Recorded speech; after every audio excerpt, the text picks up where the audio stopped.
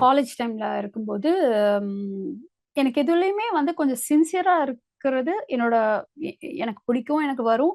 அ அது என்னோட ஸ்டைல்ன்லாம் சொல்லலாம். ஆனா வந்து அப்படியே பயங்கர சீரியஸா ரொம்ப இதுவா அப்படி பொறுப்பா, ரொம்ப சீரியஸா அப்படி எதையுமே பெருசா எடுத்துக்கிறது கிடையாது. ஸோ அப்படி இருக்கும்போது, அதுவும் இந்த மண்டேன் விஷயம், டே டு டே லைஃப் ரிலேட்டடா உள்ள விஷயம்லாம் செய்யறதுக்கே பயங்கர ஒரு சோம்பேறி நம்ம அப்படிங்கிற மாரி தான் என்ன பத்தி நான் புரிஞ்சுட்டு இருந்த விஷயம். ஸோ இப்போ ஹாஸ்டல்ல இருக்கும்போது பார்த்தா, இந்த லாண்ட்ரி நம்ம வந்து ஹாஸ்டல்ல நம்மளோட துணி நம்ம தான் துவைச்சுக்கணும்.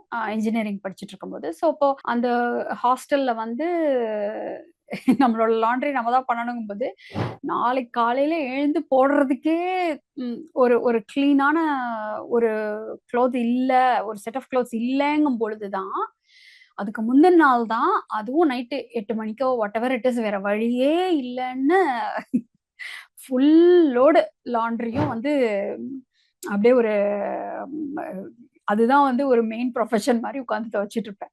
அது துவைக்கணும், அன்னைக்கு மழை வராம இருக்கணும், அது காயணும். காலையில வந்து அப்பதான் நான் வந்து கரெக்ட்டா அ ஒரு ஒரு கிளீன் க்ளாத்ஸ் வந்து I'll have a set of clean clothes to wear to college.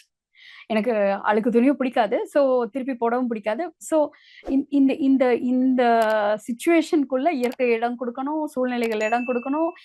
எனக்கு அன்னைக்கு உடம்பு சரியில்லாம போகாம இருக்கணும். இது எல்லா கிரைட்டீரியாவும் மீட் பண்ணி ஒரு சாதாரண துணி துவைக்கிறது கூட ஒரு பீஸ்ஃபுல்லா, ஈஸியா, ப்ரோஆக்டிவா முன்கூட்டியே இது தேவ தான படும் அப்படிங்கிற மாதிரி எல்லாம் ரொம்ப ஒரு பொறுப்பாலாம் வந்து வேலை செய்றது கிடையாது.